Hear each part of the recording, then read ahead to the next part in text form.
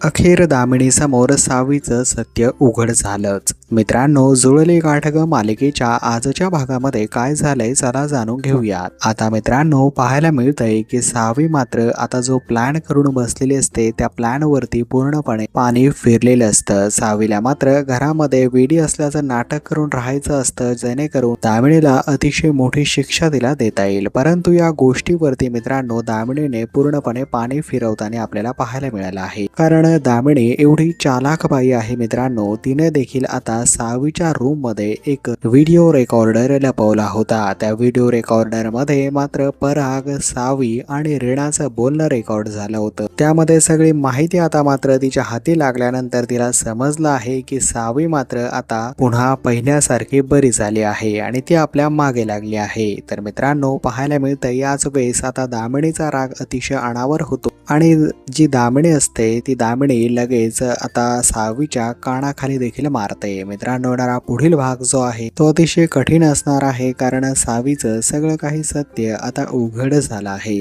तर दामिनी पुढे नक्की काय काय करेल पाहणं खरंच इंटरेस्टिंग असणार आहे. तर येणारा पुढील भाग पाहण्यासाठी तुम्ही किती एक्साइटेड आहात मित्रांनो, हे कॉमेंट बॉक्समध्ये कॉमेंट करून नक्कीच सांगा आणि अशाच व्हिडिओसाठी चॅनलला मात्र सबस्क्राईब करून घ्या.